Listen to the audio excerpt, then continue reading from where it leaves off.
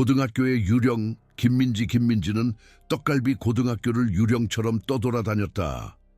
그녀의 작은 체구는 활기 넘치는 학생들 틈에서 거의 눈에 띄지 않았다. 겨우 157cm밖에 안 되는 키에 붉은 갈색 머리카락은 대충 질끈 묶여 있고 커다란 뿔테 안경은 끊임없이 코에서 흘러내렸다. 그녀는 배경 속에 녹아드는 기술을 완벽하게 익혔다. 낡은 구제 옷들은 그녀의 가냘픈 몸에 헐렁하게 걸쳐져 있었고 그녀는 시선을 낮게 깔고 낡은 책가방 끈을 꼭 쥐고 있었다. 마치 그것만이 사춘기의 거센 파도 속에서 그녀를 떠받쳐주는 유일한 것인 양. 대부분의 학생들은 모르지만 지난 7년 동안 매주 월요일과 수요일 저녁 민지는 종로 3가에서 조금 떨어진 박철수 사범의 도장으로 사라졌다. 그곳에서 그녀는 유도 초단에 올랐다. 그녀의 어머니는 동네 아이들이 그녀의 점심값을 훔쳐간 후 그녀를 등록시켰지만 민지는 학교에서 자신의 훈련에 대해 결코 이야기하지 않았다. 사람들이 날카롭게 말할 때마다 몸을 움츠리는 수줍음 많은 소녀는 건장한 남자들을 방 안으로 내던지고 프로 레슬러들조차 감탄할 만한 기술을 구사할 수 있는 동일 인물이었다. 떡갈비 고등학교는 경기도 외곽의 8만 평 부지에 자리 잡고 있었고 풍화된 석조 건물과 정성껏 가꿔진 정원은 고풍스러운 학문적 위엄을 풍겼다. 학교는 전국적으로 높은 순위를 자랑하는 토론 동아리와 명문대 진학률을 자랑했지만 어느 기관과 마찬가지로 행정부의 시선이 미치지 않는 숨겨진 구역도 있었다. 과학관 뒤편의 오래된 온실은 깨진 유리창과 무성한 덩굴로 인해 다른 사람들을 괴롭히는 것을 좋아하는 사람들에게 은밀한 장소를 제공했다. 3층에 버려진 음악실은 끊임없이 먼지가 쌓여있고 조용했으며 목격자 없이 잔인함을 선호하는 사람들에게 또 다른 인기 있는 장소였다. 민지는 어머니가 지방대학에서 일자리를 얻어 경기도로 이사온 이후로 2년 동안 떡갈비 고등학교에 다녔다. 그녀는 새로운 시작을 기대했지만 첫 주 만에 부주의하게 스스로를 표적으로 만들었다. 아마도 수업 시간에 질문에 대답할 때 얼굴을 붉히는 경향이 있거나 역사적 전기소설에 몰두하며 혼자 점심을 먹는 습관 때문이거나 단순히 방역하지 않을 사람처럼 보였기 때문일 것이다. 이유가 무엇이든 그녀는 다른 사람들을 불편하게 만드는 데서 즐거움을 얻는 학생들의 관심을 끌었다. 강태준은 185cm의 키, 타고난 매력, 그리고 교사들이 그를 모범생으로 인식하게 만드는 미소를 가진 덕분에 학교의 사회구조를 오만하게 지배했다. 그의 짙은 갈색 머리카락은 항상 꼼꼼하게 손질되어 있었고 그는 맞춤 재킷을 명예훈장처럼 입고 다녔다. 그 재킷의 깨끗한 천은 그가 라크로스 팀 주장과 학생회장이라는 지위를 나타냈다. 대부분의 어른들에게 태주는 성공한 젊은이의 전형이었다. 민지와 같은 학생들에게 그는 훨씬 더 사악한 인물이었다. 태주는 일반적으로 그의 가장 친한 친구인 2명과 동행했다. 한 명은 덩치가 큰 미식축구 선수인 박준호였는데 그의 유머 감각은 사람들을 밀어붙이는 것과 관련이 있었다. 다른 한 명은 예리한 말로 사람을 눈물 짓게 할 수 있는 김도현이었다. 이 3명은 수년간 그들의 루틴을 갈고 닦아 심각한 결과를 초래하지 않고 어디까지 갈 수 있는지 정확히 알고 있었다. 그들은 교활한 가해자들이었고 결국 정학을 당하는 명백한 폭력배들보다 훨씬 더 위험했다. 첫 번째 사건은 민지가 1학년 때 발생했다. 그녀는 역사 수업에 서둘러 가다가 실수로 태준에게 커피를 쏟았다. 검은 액체가 그의 비싼 스웨터에 얼룩을 남겼고 그녀가 몹시 사과하자 태준은 차갑게 미소를 지으며 아마도 그녀는 자신의 저급한 음료에 더 조심해야 할 것이라고 말했다. 준호는 실수로 그녀의 책을 손에서 쳐서 바닥에 떨어진 낙엽처럼 흩뿌렸다. 도현은 빈정거리며 그녀에게 냅킨을 건넸다가 그녀가 사용하기도 전에 낚아챘다. 모든 것은 분도 채 걸리지 않았지만 그것은 민지의 다음 1년을 정의할 패턴을 확립했다. 처음에는 사건이 드물었고 비교적 경미했다. 복도에서 고의적으로 밀쳐져 사물함에 부딪히게 하는 것, 그녀의 옷이나 외모에 대한 빈정거리는 말은 주변 학생들이 듣고 낄낄거릴 정도로만 크게 말하는 것, 미술 시간에 그녀의 미술용품이 실수로 망가져 그녀는 울지 않으려고 애쓰면서 엉망진창을 치워야 했다. 각 사건은 성인이 질문하더라도 사고나 무해한 장난으로 설명할 수 있도록 신중하게 설계되었다. 민지의 첫 번째 반응은 그들이 예상한 그대로였다. 그녀는 묵묵히 굴욕을 견디고 그들의 엉망진창을 치우고 더욱더 사라지려고 노력했다. 그녀는 방역하면 상황이 악화될 뿐이고 관심을 끌면 상황이 통제불능 상태로 확대될 것이라고 스스로를 설득했다. 더 중요한 것은 그녀는 유도를 시작했을 때 어머니에게 자신의 훈련을 사용하여 자신의 생명이 임박한 위험에 처하지 않는 한 누구에게도 해를 끼치지 않겠다고 약속했다. 유도는 규율과 존중을 위한 거야 라고 그녀의 어머니는 강조했다. 싸움을 시작하는 것이 아니라 자신을 방어하는 거야. 그 말은 태준과 그의 친구들이 그녀의 한계를 시험할 때마다 그녀의 마음속에 메아리쳤다. 심지어 그녀의 일부는 그들에게 그녀가 무엇을 할 수 있는지 보여주고 싶어 했음에도 불구하고 역사 교사인 김 선생님은 민지의 손과 팔에 가끔 긁힌 자국이 있는 것을 알아차리고 집에서 괜찮은지 물었다. 사서인 박 선생님은 민지가 도서관에서 학생들이 목소리를 높일 때마다 움츠러드는 것을 보았다. 그러나 질문을 받으면 민지는 항상 그럴듯한 설명을 했다. 그녀는 덜렁거리고 사고를 잘 당하며 단순히 혼자 있는 것을 선호할 뿐이었다. 어른들은 그녀의 말을 믿고 싶어 했다. 왜냐하면 대안은 그들의 눈앞에서 불쾌한 일이 일어나고 있다는 것을 인정하는 것을 의미했고, 개입은 서류 작업과 영향력 있는 학생들의 부모와의 어려운 대화를 의미했기 때문이다. 다른 학생들도 알아차렸지만 그들의 반응은 다양했다.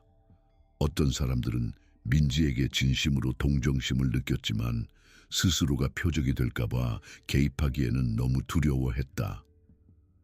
어떤 사람들은 다른 사람이 부정적인 관심을 흡수하는 것을 보는 데서 음울한 즐거움을 찾았다.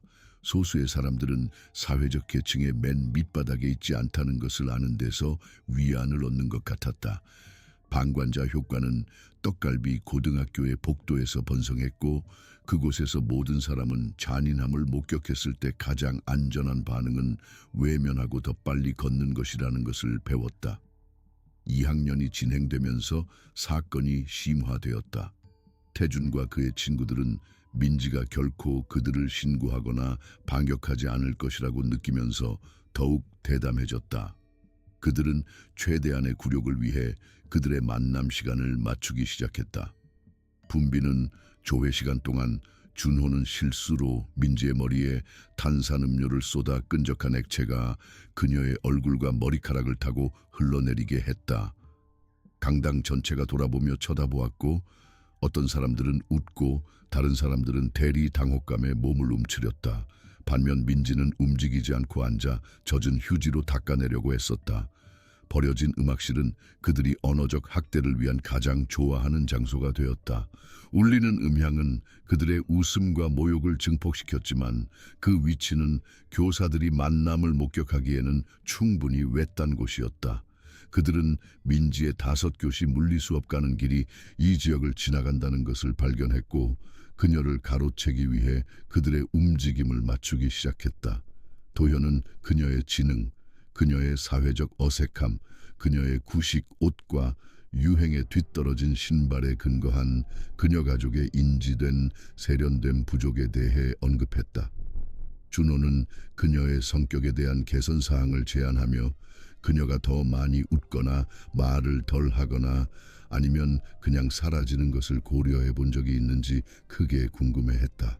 태주는 때때로 그의 친구들에게 톤 다운하라고 말하면서 실제로 그들을 막기 위해 아무것도 하지 않으면서 평화주의자 역할을 했다. 그 모든 것을 통해 민지는 꿋꿋이 버텼다. 그녀는 생존을 위한 전략을 개발했다. 학교를 통과하는 대체 경로, 움직임의 꼼꼼한 시간 조정, 그리고 떡갈비 고등학교의 웅장한 입구를 통과하기 전에 매일 아침 입는 정신적 갑옷. 그녀는 학업에 몰두하여 거의 완벽한 GPA를 유지하여 마치 학업적 성취가 어떻게든 사회적 고통으로부터 그녀를 보호할 수 있는 것처럼 반수석 졸업생 경쟁에 뛰어들었다. 그녀의 교사들은 그녀의 근면함과 직업 윤리를 칭찬했지만 학교가 배움의 장소라기보다는 시련이 되었다는 것을 결코 의심하지 않았다. 집에서 민지는 새로운 결심으로 유도 훈련을 계속했다. 박철수 사범은 스파링 세션 동안 그녀의 집중력이 높아진 것과 그녀가 감정을 정확한 움직임으로 돌리는 방식을 알아차렸다. 그는 40년 넘게 무술을 가르쳐왔고 분노와 좌절감을 처리하는 사람의 징후를 인식했다. 그러나 그가 도장 밖에서의 그녀의 삶에 대해 부드럽게 물었을 때 민지는 연습 중에 던지기를 피하는데 사용하는 것과 동일한 기술로 회피했다. 그녀는 괜찮고 학교도 괜찮고 모든 것이 괜찮았다. 결정적인 순간은 가을 바람이 장작 연기 냄새를 풍기고 나무잎이 붉은색과 금색의 활기찬 색조로 변하는 10월의 목요일에 찾아왔다. 민지는 이번 학기 초에 새로 전학 온 나디아 페트로바가 다가오는 물리 프로젝트에 협력하도록 그녀를 초대했기 때문에 이 특별한 날을 고대하고 있었다. 나디아는 민지가 아닌 모든 것이었다. 자신감 있고 사교적이며 다른 소녀들이 동시에 존경하고 질투하게 만드는 방식으로 쉽게 스타일리시했다. 그녀는 얼굴을 완벽하게 감싸는 눈에 띄는 금발 머리카락과 사람들을 꿰뚫어 보는 듯한 날카로운 파란 눈을 가지고 있었다. 더 중요한 것은 나디아가 그들의 짧은 만남 동안 민지에게 진정한 친절을 보여주었고 요청받지 않고 점심 식사에 자리를 내어주었고 도현이 귓게 특히 잔인한 말을 했을 때 그녀를 옹호했다. 그들은 방과 후에 도서관에서 만나기로 합의했지만 민지는 먼저 그녀의 사물함에서 물리 교과서를 꺼내야 했다. 그녀는 운동 에너지와 중력에 대한 생각에 완전히 몰두한 채 조합을 풀면서 속도를 계산하기 위한 공식을 정신적으로 검토하고 있었다. 그녀는 태준, 준호, 도현이 접근하는 것을 탈출하기에는 너무 늦을 때까지 알아차리지 못했다. 어이쿠, 이게 누구야? 태준의 목소리는 민지의 배를 불안감으로 움켜쥐게 만드는 특정한 어조를 띠고 있었다. 우리 꼬마 천재가 친구를 사귀고 있다는 소문이 들리던데. 민지는 그녀의 물리 교과서를 가슴에 꽉 쥐고 그들을 지나쳐 가려고 했지만 준호가 그녀의 길을 막기 위해 움직였다. 수업이 이미 끝났기 때문에 복도는 거의 텅 비어 있었고 이는 목격자가 적다는 것을 의미했지만 성인의 개입 가능성도 적다는 것을 의미했다. 새로 온 여자애랑 같이 작업하고 있다고 들었어. 도현이 비웃으며 덧붙였다. 나디아 페트로바, 부잣집 딸. 내 수준에는 한참 벗어난 것 같지 않아? 그녀는 단지 프로젝트를 도와주는 것뿐이야. 민지가 중얼거렸다. 그녀의 목소리는 거의 들리지 않았다. 그녀는 그들이 관심을 잃고 떠나기를 바라면서 시선을 바닥에 고정했다. 나디아에게 경고를 줘야 할지도 몰라. 태준이 무심한 어조로 말했지만 그의 눈은 계산적이었다. 그녀가 어떤 루저와 어울리고 있는지 알려줘야지. 우리 학교의 사회적 기준에 대해 오해하는 것을 원하지 않을 테니까. 그 위협은 분명했고 민지는 등골에 오싹한 느낌이 들었다. 그들이 그녀를 표적으로 삼는 것은 별개의 문제였지만 그들의 관계 때문에 그들이 나디아에게 관심을 돌릴 것이라는 생각은 그녀를 다른 종류의 두려움으로 채웠다. 제발. 민지가 속삭였다. 그 단어는 그녀가 멈추기도 전에 튀어나왔다. 그녀를 내버려둬. 이제 그녀가 애원하네. 도현이 기쁨에 차서 말했다. 이건 내가 생각했던 것보다 훨씬 낫다. 그녀는 약간 반했어. 하루가 끝났음을 알리는 종이 울렸고 학생들은 교실에서 쏟아져 나와 복도로 향했다. 민지는 그녀가 구원받았다고 그들이 각자의 목적지로 흩어져 그녀를 내버려 둘 것이라고 생각했다.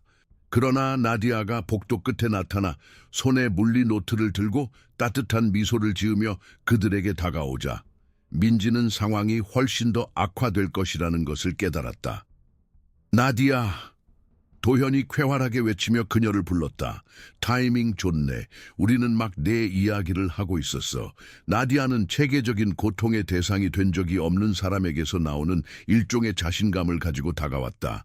그녀는 태준과 그의 친구들에게 아직 그들의 눈에 보이는 약탈적인 빛을 인식하지 못한 채 진정한 친절함으로 미소를 지었다. 안녕. 그녀가 말하고는 민지에게 몸을 돌렸다. 스터디 세션 준비됐어. 양자 역학에 대한 내 노트를 가져왔어. 사실 태준이 나디아와 민지 사이에 약간 끼어들며 말했다. 우리는 막 우리 꼬마 친구가 학교에서 그녀의 평판에 대해 언급했는지 논의하고 있었어.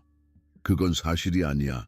나디아가 단호하게 말했다. 준호가 민지가 학교의 자선 케이스라는 의견을 덧붙이자 민지는 엄청 똑똑하고 내가 도착한 이후로 내게 친절하게 대해줬어. 똑똑하다는 건 확실해. 도현이 가짜로 진심을 담아 동의했다. 하지만 똑똑한 것이 다른 모든 것을 보상해주지는 않잖아.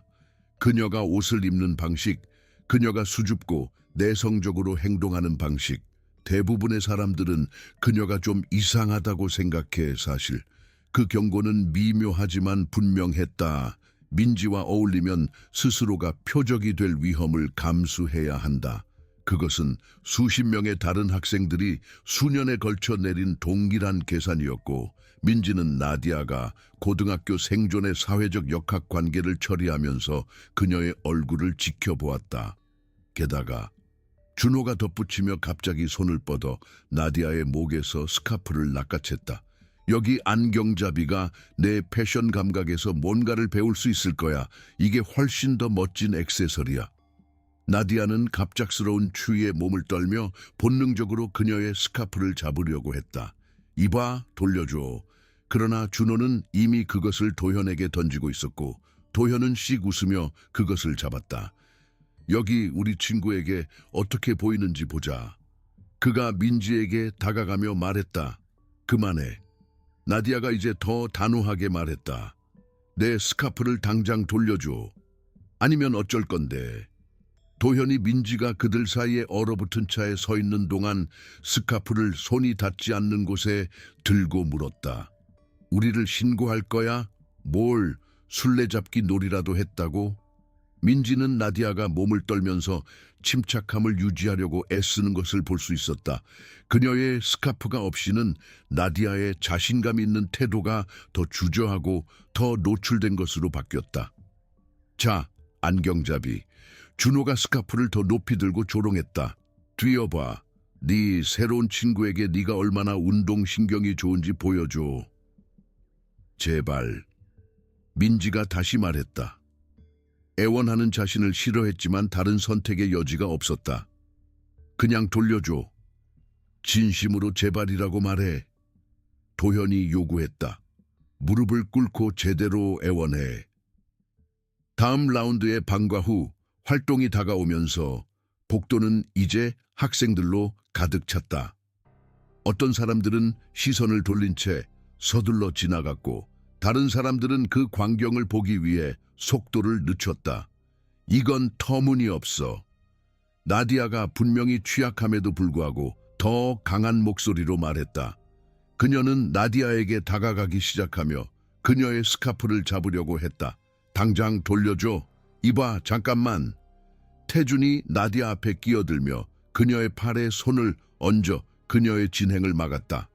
그 터치는 더 덥석고 충돌을 막으려는 시도로 쉽게 해석될 수 있었지만 민지는 나디아가 예상치 못한 접촉에 약간 긴장하는 것을 보았다. 그 움찔거림이 모든 것을 결정했다. 그 순간 민지는 나디아의 얼굴에 자신의 미래가 반영된 것을 보았다.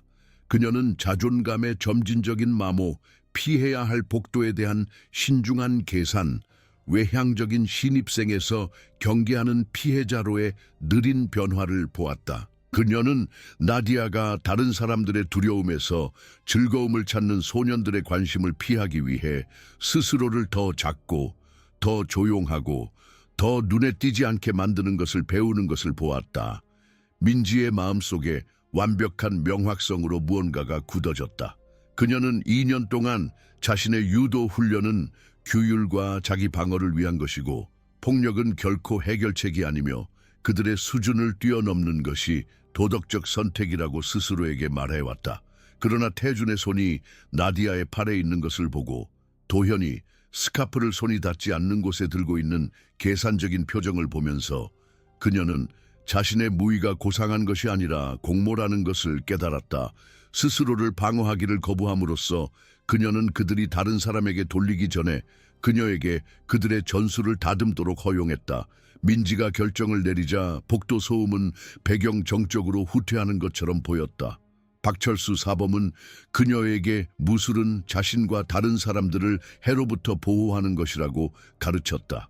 그는 또한 때로는 가장 훈련된 반응이 확대되기 전에 위협을 막는 것이라고 가르쳤다. 그녀에게 스카프를 돌려줘. 민지가 말했고 그녀의 목소리는 도현이 놀라움으로 그녀를 쳐다보게 만드는 새로운 단호함을 띄었다. 뭐라고? 도현이 비웃었다. 쥐가 방금 으르렁거렸나? 그녀에게 스카프를 돌려주라고 말했어. 민지가 앞으로 나아가며 반복했다.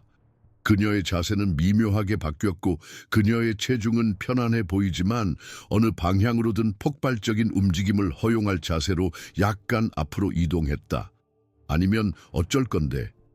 준호가 그녀를 측면에 두기 위해 움직이며 물었다. 교장 선생님께 신고할 거야? 민지는 여전히 약간 떨면서 소리로 대화를 따라가려고 애쓰는 나디아를 바라보았다.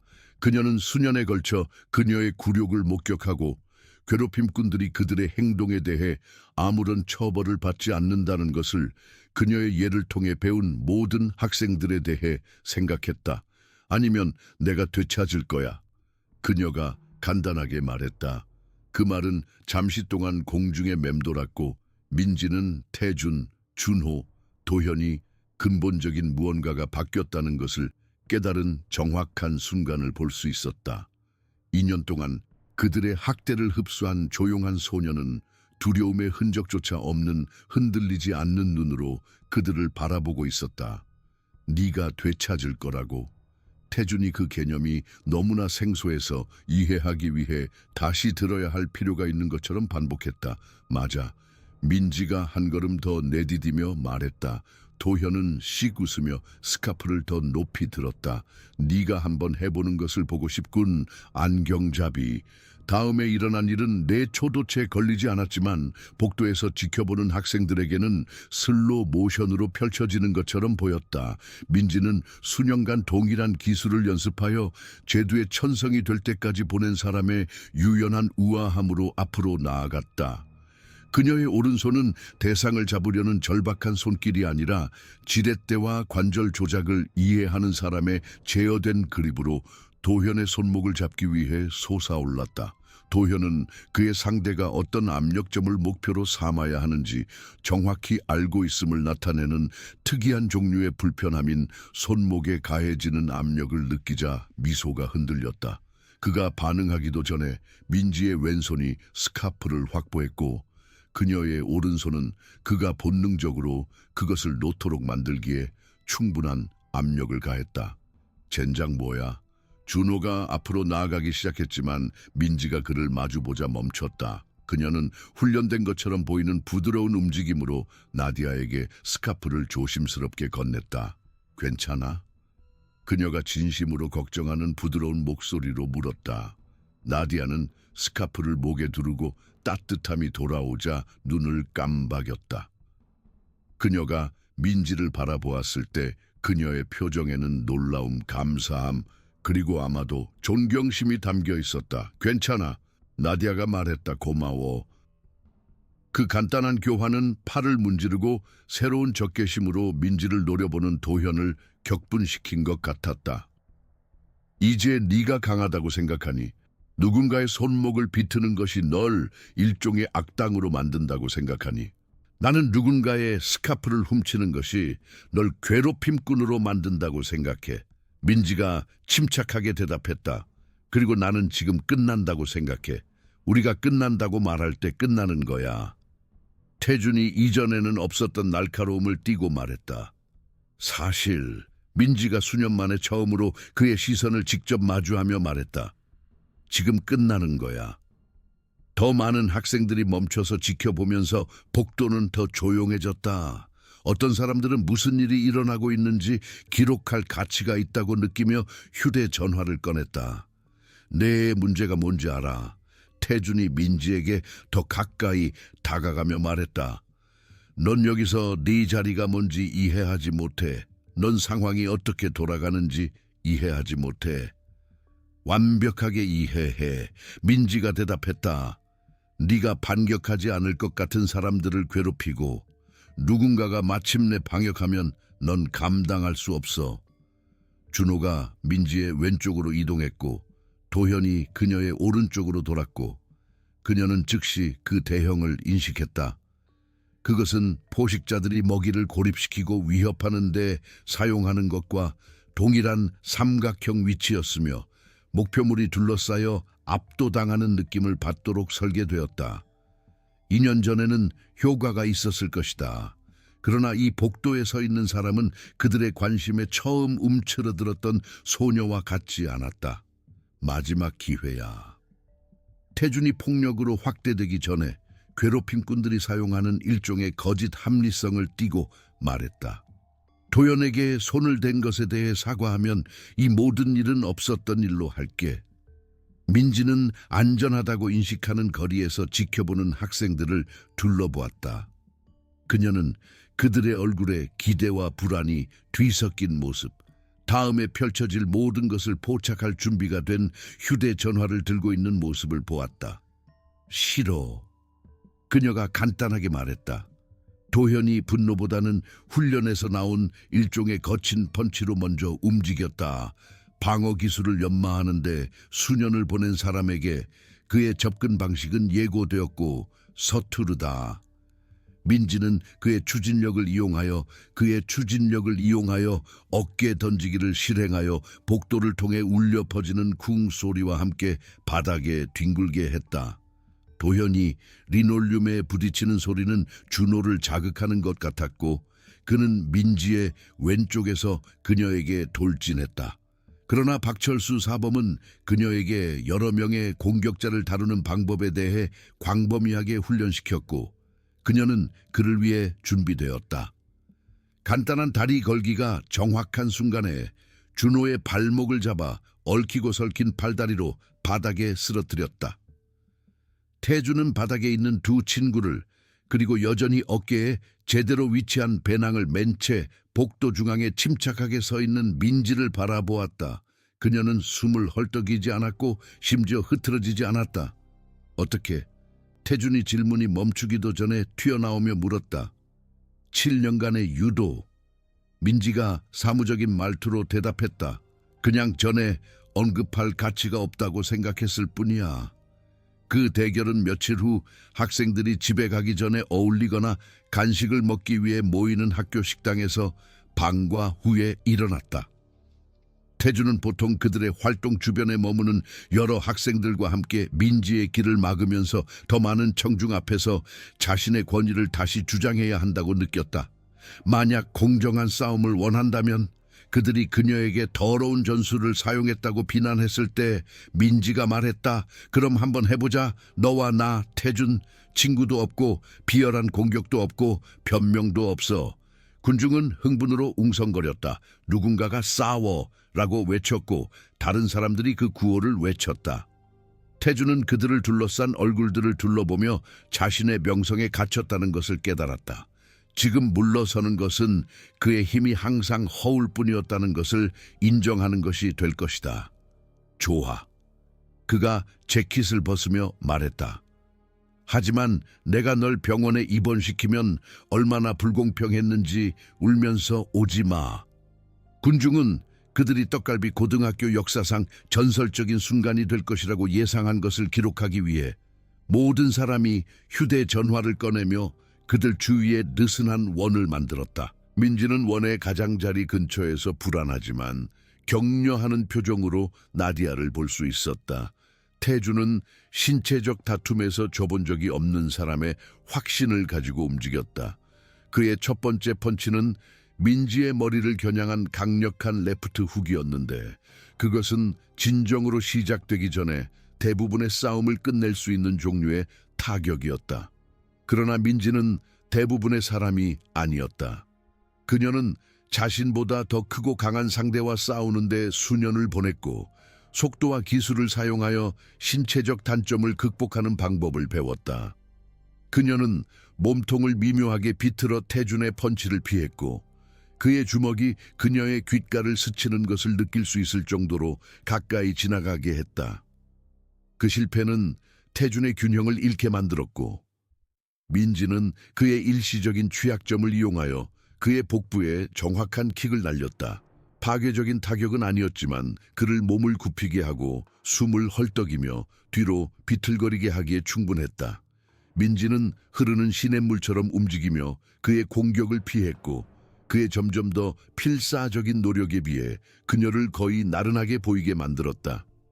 몇 초마다 그녀는 자신의 빠른 타격으로 맹렬히 돌진했다. 그의 갈비뼈에 손바닥으로 치고 그의 허벅지를 차고 일시적으로 그의 팔을 마비시키는 정확한 펀치를 그의 어깨에 날렸다. 태주는 매번 교환할 때마다 점점 더 지치고 필사적이 되었지만 민지는 강렬한 신체적 노력에도 불구하고 숨을 헐떡이지 않고 침착하고 냉정하게 유지했다. 가만히 서서 싸워.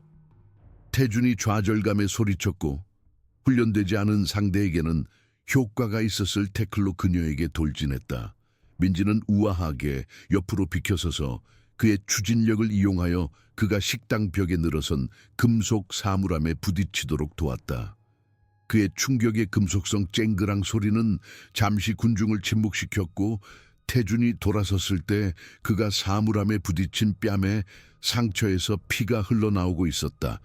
나는 싸우고 있어. 민지가 침착하게 대답했다. 이것이 진정한 싸움이 어떻게 보이는지야. 다음에 일어난 일은 싸움이라기보다는 시연이었다. 민지는 자신의 예술을 완벽하게 만드는데 수천 시간을 바친 사람의 유연한 우아함으로 움직였고 반면 태주는 자신의 명성이 실시간으로 붕괴되는 것을 지켜보는 사람의 필사적인 에너지로 허우적거렸다. 그녀는 그들 사이의 거리를 쉽게 조절하여 그의 공격범이 바로 바깥에 머물면서 자신의 공격을 외과적 정밀도로 날렸다. 태주는 절망과 상처 입은 자존심에 사로잡혀 근처 테이블에서 의자를 집어 민지의 머리에 휘둘렀을 때 끝이 왔다. 그것은 학교 운동장에서의 싸움에서 잠재적인 흉기 폭행으로 선을 넘는 위험한 확대였다. 민지는 의자 아래로 몸을 숙이고 두 번의 빠른 걸음으로 그들 사이의 거리를 좁혔다. 그녀의 반응은 빠르고 결정적이었다. 엉덩이 던지기는 태준을 뒤로 날려 타일 바닥에 세게 착지하게 했다. 이번에는 그는 즉시 일어나지 않았다. 식당은 태준의 힘든 호흡 소리를 제외하고는 완전히 조용했다. 그는 등을 대고 천장을 응시하고 있었고 민지는 여전히 방어 자세로 주먹을 든 채 그 위에 서 있었다. 가만히 있어. 그녀가 부드럽게 말했지만 그녀의 목소리는 정적 속에서 분명하게 들렸다. 잠시 동안 싸움이 끝난 것처럼 보였다. 태주는 패배한 것처럼 보였고 숨을 가다듬기 위해 가슴이 헐떡거렸다. 군중은 민지가 그녀의 우위를 밀어붙일지 그녀의 승리와 그의 굴욕을 굳힐 잔인한 마무리 동작을 전달할지 기다렸다. 그러나 태준이 일어나려고 애쓰면서 그녀가 처음으로 그의 눈에서 진정한 두려움을 보았을 때 민지는 다른 결정을 내렸다. 다시 치는 대신 그녀는 물러서서 손을 내렸다. 끝났어. 그녀가 태준뿐만 아니라 지켜보기 위해 모인 전체 군중에게 말했다. 여기서 끝내자. 식당 사건이 있은 지 3주 후 민지는 방과 후에 그녀의 사물함 옆에서 태준이 기다리고 있는 것을 보고 놀랐다. 그는 존중하는 거리를 두고 서 있었고 그의 손은 주머니 깊숙이 묻혀 있었고 그의 평소 오만함은 불편할 정도로 겸손해 보이는 것으로 대체되었다. 사과하고 싶었어. 타해준이 말을 서둘러 쏟아냈다. 모든 것에 대해, 지난 2년 동안 우리가 너에게 한 일에 대해, 괴롭힌 꾼이었던 것에 대해 정말 변명할 게 없어. 그냥 웃기다고 생각했어. 아마도 그것이 나를 중요하거나 강력하게 보이게 만들 것이라고 생각했어. 그는 고개를 저었다. 그것이 너에게 어떤 영향을 미쳤는지 정말 생각해 본 적이 없어. 무엇이 바뀌었어? 민지가 물었다. 태주는 잠시 동안 바닥을 응시하며 침묵했다. 그 영상을 보는 것, 내 키의 절반도 안 되는 사람에게 맞는 내 모습을 보는 것, 내가 얼마나 불쌍해 보이는지 보는 것, 하지만 네가 계속할 수 있었지만 그러지 않기로 선택한 것을 보는 것, 내가 쓰러졌을 때 정말 나를 다치게 할 수 있었지만 그러지 않았어. 폭력은 결코 첫 번째 수단이 되어서는 안 돼. 민지가 말했다. 그러나 때로는 그것이 괴롭힘꾼들이 이해하는 유일한 언어야. 이제 이해해. 태준이 말했다. 그리고 미안해. 진심으로 미안해. 아무것도 되돌릴 수 없다는 것을 알지만 네가 알기를 바랐어. 민지는 잠시 더 그의 얼굴을 면밀히 살피고 고개를 끄덕였다. 사과는 받아들일게. 하지만 그것은